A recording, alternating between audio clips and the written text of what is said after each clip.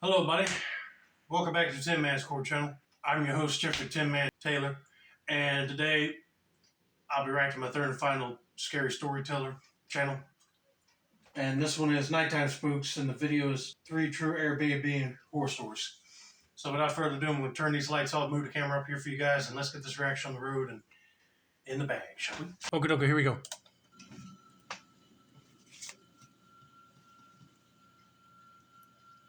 About 2 years ago, my wife and I went on a road trip out west. We were going to California, and our plan was to drive so that we could stop at some cool places along the way. Sounds fun. But in order to stay on task, we decided to book Airbnbs ahead of time instead of hotels. That's a smart move because if you're planning out a trip, sometimes hotels will be a little bit more costly. Airbnbs, you might find a reasonable price for a private home for yourself to stay in while you're traveling. Don't have to worry about the guests. But anyway, let's continue on with the story and see what happens next. We had used the app several times before, and we liked the way that it worked. On the first day of our trip, we drove for about 8 hours from the early morning into the afternoon. We arrived at our first Airbnb and contacted the host. He was an older man who was using his old cabin as an Airbnb after it got remodeled. He was able to remotely unlock the doors for us. The Airbnb was a really old cabin-looking house that was near some woods as well as mountains. I would love to stay in a log cabin if it was on an Airbnb, but it's also cool that he's able to remotely access the door locks and open up the doors for them instead of him driving out there with the keys. It was a little bit isolated and had a great view, which is the reason why my wife and I picked it. It was just as we had expected, and it looked very nice. Inside the house, it looked like it had some remodeling done to have the modern features, but still have an old feel to it. There was a large kitchen, a living room, and then a bedroom.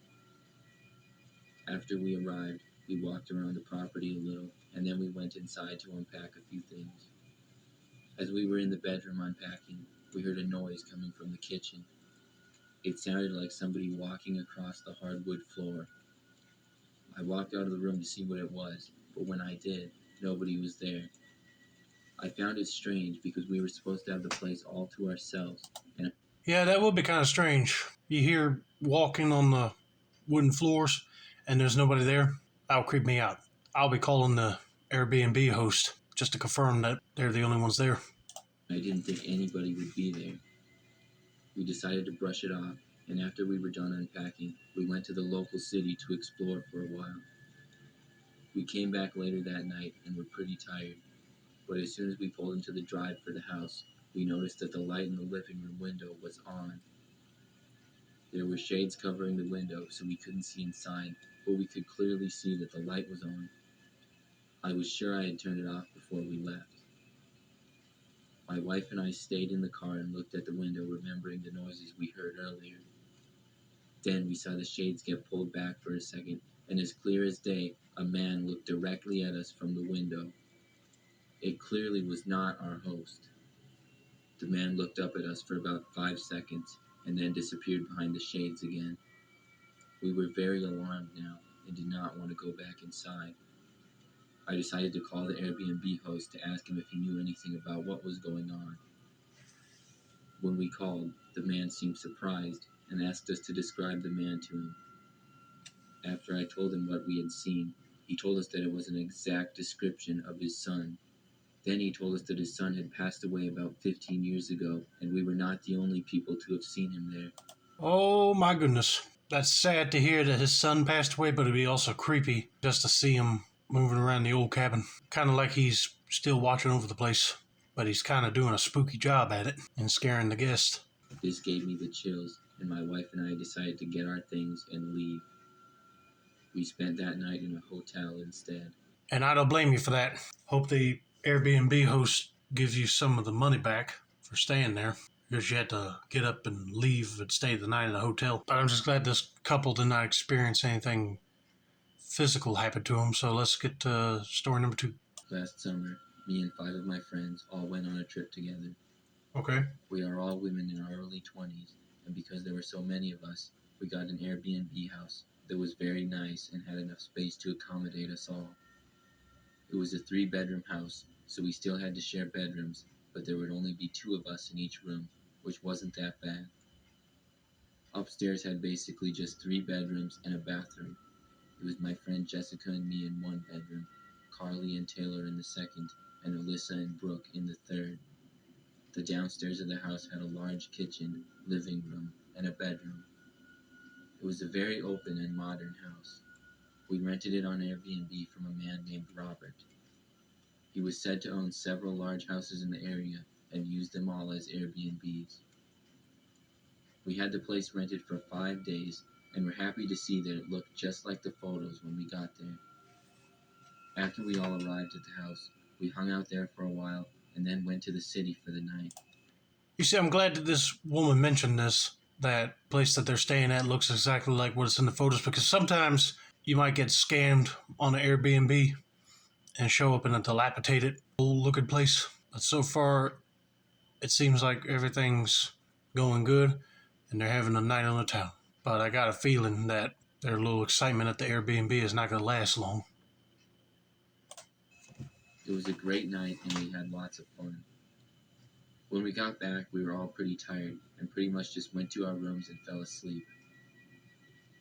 The next morning, we all went down to a local breakfast place when we got up.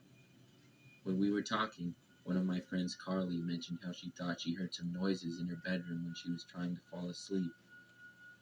Our friend Taylor, who was the other girl to sleep in that bedroom, said she fell asleep pretty quick, but did remember hearing the noises as well, but she thought that it was Carly. We talked and joked around about this for a while, that the house was haunted or somebody broke in. Carly maintained that she heard something, but also laughed it off with the rest of us. That day was another fun one. We went back to the city, as well as to some local parks, and kept busy until late night again. Well, I'm glad they're having a laugh of it right now, but I'll be concerned. Someone said that they kept hearing someone in their room. They want one of them. So I'll be thinking it's either somebody that broke into the house and is staring at them, or it might be something paranormal. Who knows? We all arrived back on the second night at about midnight. Once again, we were pretty tired and went to our rooms to go to sleep. Each bedroom had 2 beds in it, and I got into mine and Jessica got into hers. We shut off the lights and tried to fall asleep. But just about a minute after the lights went out, I heard a noise. I ignored it at first, but then I heard it again. It sounded like something brushing against the floor. I couldn't quite tell where it was coming from, but I knew it was in the room. It was completely dark in there, but I knew it wasn't Jessica because I would have heard her get out of her bed. I sat up and asked her what the noise was. She replied that she wasn't sure, and then let out a nervous laugh. We laid there silent for a couple of seconds. Everything remained quiet. After a few minutes, I laid back down and closed my eyes to try to get some sleep. But shortly after I did, I heard the noise once again. I really couldn't tell where it was coming from. Then I saw the flashlight to Jessica's phone turn on, and seconds after that, I heard her scream. Then she yelled my name. I asked her what was going on. She was pointing to underneath my bed. I jumped off the end of my bed and we both ran to the doorway. I turned and looked behind me. I could see under the bed was a man's face staring back at us. Oh, heck no. Get up and run away quickly or punch that dude in the face, because that's very creepy. I just got goosebumps. It looked like he was getting up, so we shut the door and ran to wake up the other girls. We got into the first room and woke them up, and then we all went into the third. But once we were in there, we heard the door down the hall start to open. We decided not to go out and stay in the room and call the police. All 6 of us were in this bedroom, and we all wanted to leave, but we knew the man was still out there. We heard footsteps, and eventually there was a knock on our door. Taylor yelled that we had called the police, and they were on their way. Then the man spoke. He started apologizing, saying there was a misunderstanding. He said that he was Robert, and he owned the Airbnb, and asked us just to let him in the room. We refused, and then we heard him walk away. A few minutes later, the police showed up. Robert was nowhere to be found. However, We were in his house and we had the ad to show the police, so they had his information. We all went to a hotel for the rest of our trip, and Robert was found the next day. It creeps me out to think that Robert had been in the house spying on us probably the whole time we were in there. Yeah, that would be creepy to find out. Misunderstanding my foot. You know what you were doing. You had a house full of women and you wanted to spy on them, basically. I'm glad the police were able to find them and have them arrested because I know them girls felt violated. But that's another thing people need to watch out for when you rent out an Airbnb. You never know if the host might be sketchy like this guy is and sneak inside the house while you're either sleeping or doing some other activities. But I'm glad they're okay and did get assaulted. A couple of years back, my friend Adam and I took a trip to Florida. He was really into the Airbnb app and said he used it all the time when he traveled. He said we should use it to find our place to stay during the trip. I didn't know much about it, but I decided why not and let him make the arrangements. Adam found a nice little house that we could stay in for a really good price. It looked pretty old, but had a nice character to it and seemed to be maintained well from the pictures. When we arrived, we met the owner, who was a nice lady named Jen. She gave us the key and told us a little bit about the place before leaving. We went inside and unpacked our stuff and then watched some TV. Adam set up his laptop and did a little bit of work. We had plans for the next day, but nothing for that night, so we were just hanging out. When it started to get late, we decided to go to bed. The house had 2 bedrooms, but was only 1 level. We each went into a bedroom and went to bed. The next morning, when we got up, we noticed that the lights were on in the living room. I was sure I had turned them off before bed. I would say about 80% sure. We had to get going though, and I didn't really have time to worry about it, so we just got ready and left. When we returned back later in the day, we noticed right away that our stuff was all messed up.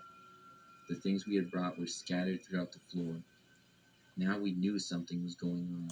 Yep, that's a little crazy to find when you enter your Airbnb again. You probably got a burglar that was going through all your things just to find something that was valuable, steal and cash out quick. Or it might be the Airbnb owner looking for something. I don't know, but they left a lot of evidence behind. I decided to call Jen and tell her.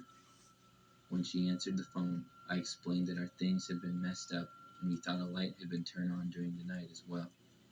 She said she didn't know what to tell us. She said only us and her had access to the house and she never had any problems before. We decided to look around the house for ourselves. It wasn't a very big house, pretty much just a couple of bedrooms, a bathroom, kitchen, and a living room. There were a few closets that we looked in as well, but we saw nothing. Then we noticed that the house had an attic. It was located at the end of the hallway near the bedrooms. I decided to go into it and look. I got a chair and stood on it and opened the hatch. I saw that it was very dark up there and pretty much just looked like a crawl space. My eyes adjusted to the dark pretty quickly, but as soon as they did, I saw movement. I squinted and then saw a man crawling towards me at a fast speed. I quickly ducked out of the attic and shut the door. The man tried to open it, but I held it shut. Adam looked very surprised. I told him there was a man up there.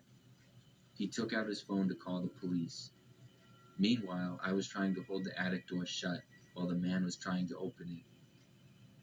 I could feel that he was pretty strong, and I was hanging on as hard as I could, but I knew I couldn't hang on much longer. Then he began banging on the door. I asked Adam to help me. He grabbed onto the door as well, but when he did, the man pulled really hard and broke it open. He charged down and landed on top of us. There was a struggle, and I just remember the man being really dirty and slamming me to the ground. Adam tried to help me, but wasn't much of a fighter. He got shoved to the side, and the man sprinted past us and out the door. When the police arrived about 10 minutes later, of course the man was long gone. We told them all we could, but they were never able to locate him that I am aware of. I think it was a homeless guy living up there, but I'm not sure. I'm just glad he didn't hurt us. He really just wanted to get away. But I'll never book an Airbnb again.